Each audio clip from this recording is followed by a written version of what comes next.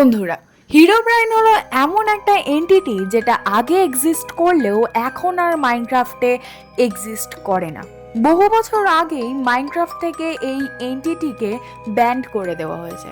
তাই শত চেষ্টা করলেও আমরা এখন কোনো মোড ছাড়া হিরোব্রাইনকে মাইনক্রাফটে স্পন করতে পারবো না। কিন্তু হিরোব্রাইন আগে ওয়ার্ল্ডে কোনোভাবে স্পন হয়ে গেলে ঠিক কীভাবে প্লেয়ারটা আতঙ্কিত হতো সেটাই দেখতে আজ আমি ইউজ করব এমন একটা মোড যাতে জানতে পারবো সেই সকল রহস্যের কথা। Hello everyone, welcome to pop Minecraft. তো তোমরা ইন্ট্রো দেখে আই হোপ তোমরা বুঝতে পেরে গেছো।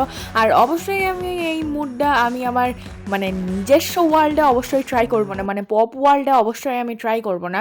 তো তাই জন্য আমি আলাদা রকমভাবে আরেকটা রকমের ওয়ার্ল্ড তৈরি করেছি, যার নাম আপাতত আমি হিরোব্রাইনই রেখেছি, কারণ আমার মাথায় এখন তো অন্য কোনো কিছু আর মাথায় আসছে না। তো যাই হোক, আমি দেখো একটা জঙ্গলের মধ্যে স্পন হয়েছি। ভাই, কে আমাকে এত বিচ্ছিরি জায়গায় স্পন দিয়েছে? তো যাই হোক, সর্বপ্রথমে আমাদের কাজ হচ্ছে একটা গাছ কাটা। আর তার আগে তো আমি একটা কথা বলতে চাই, এখানে এই ব্লকগুলো শূন্যে ভাসছে কি করে? কই, আমাদেরকে তো সার্ভাইভাল মোডে শূন্যে ভাসাতে যায় না, এইটা এখানে কি করে ভাসছে আমি জানি না। যাই হোক, এখানে অনেক কটা ভেড়া দেখতে পাচ্ছি। আমার রাত্রিরে বেডের চিন্তা তো ভাই ছেড়েই দাও, আমার বেড তো তৈরিই হয়ে যাবে এদেরকে নিয়ে। তো তাই জন্য সর্বপ্রথমে আমি গাছ কাটার বদলে সর্বপ্রথমে আমি ভেড়া মারতে চলে গেছি, কেন জানি না। বাট হ্যাঁ বন্ধুরা, ভেড়া মারা অবশ্যই উচিত। কিন্তু বন্ধুরা, চোখের সামনে এই জলজান্ত বড় ভেড়াটা কি করে এত ছোট্ট বাচ্চা হয়ে গেল আমি বুঝতে পারছি না। কিন্তু এর চোখের দিকে জাস্ট দেখো, এর চোখগুলো পুরো স্পষ্ট বলে দিচ্ছে যে হ্যাঁ ভাই, প্রথমেই হিরোব্রাইন চলে এসেছে। বন্ধুরা, একবার তোমরা জাস্ট এই ভেড়াটা চোখের দিকে তাকাও। আমি কখনো এই ধরনের ভাবতে পারিনি যে ওয়ার্ল্ডটা ক্রিয়েট করার সাথে সাথেই আমার সাথে ঠিক এই ধরনের কিছু হতে পারে বলে। তারপরেও বন্ধুরা, আমি এটার সাথে ফাইট করতে যাই, বাট আমি এর গায়ে একটাকেও হাতও লাগাতে পারি না। তারপরে আমি যা হোক করে নিজের প্রাণ বাঁচিয়ে সেই জায়গা থেকে চলে যাই।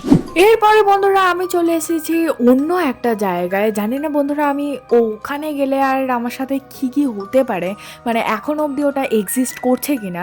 তো যাই হোক, আমি ওখান থেকে অনেকটা দূরে চলে এসেছি এবং এখানে এসে আমি সর্বপ্রথমে একটা গাছ কেটে নিচ্ছি। এরপর পথে আমি যতগুলো ভেড়া দেখতে পাই, আমার সব কটা ভেড়া দেখেই আমার সব থেকে বেশি ভয় করছিল। আমার খালি মনে হচ্ছিল যে ওই ক্রিয়েচারটা কি আবারও আমার সামনে চলে এসেছে। সব থেকে বেশি তো ভয় পেয়ে গিয়েছিলাম আমি এই ভেড়ার ছোট্ট বাচ্চাটাকে দেখে। জাস্ট দেখো নর্মাল বেবিদের আইস কেমন হয় আর ওই বেবিটার আইস কিরকম ছিল। এরপরে আমি পথে অনেকই ভেড়া গরু অনেকই মারি, কিন্তু তারপরে আমার সাথে কিছুই হয় না।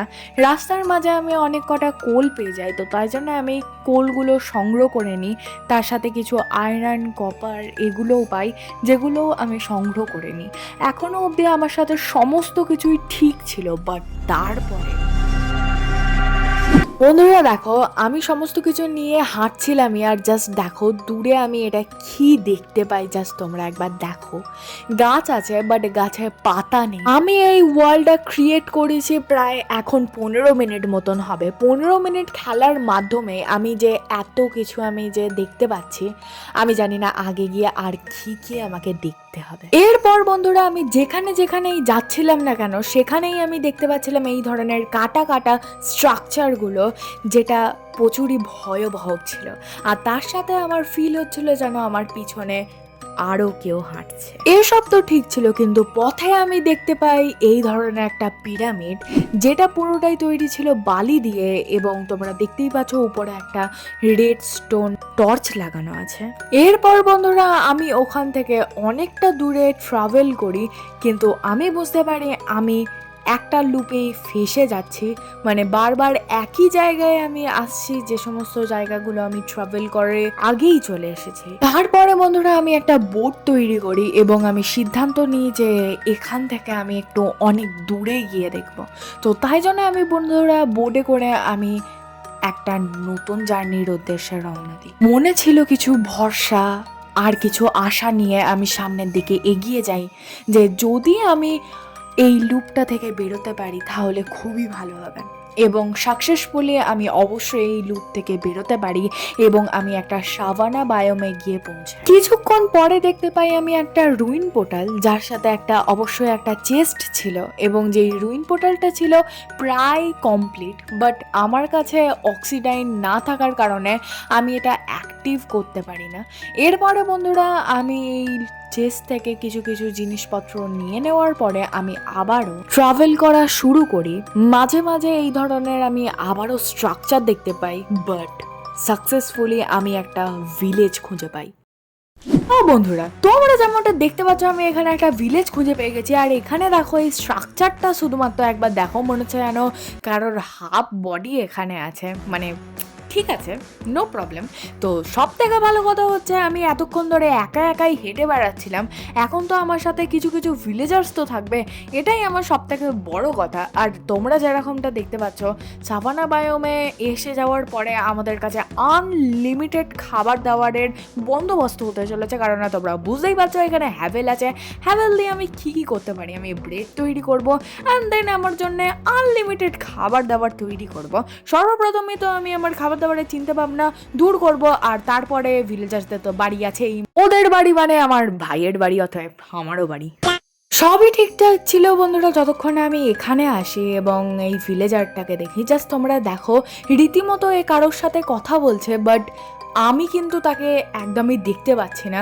মানে কোনো না কোনো একজনের সাথে তো কথা বলছে, বাট স্টিল আমি দেখতে পাচ্ছি না সেটা। যাই হোক, এরপরে বন্ধুরা আমি ভিলেজের একটা বাড়ি দেখে এই বাড়ির মধ্যেই আমি আমার বেড রাখি এবং আমি আমার রিসপন পয়েন্ট সেট করি এবং তারপরে বেশ আমার ভালোই লাগছিল এখানে এসে যাওয়ার কারণে, কারণ চারিদিকেই বেশ আমি মবসদের আওয়াজ পাচ্ছিলাম, আমি ভিলেজার্সদের দেখতে পাচ্ছিলাম।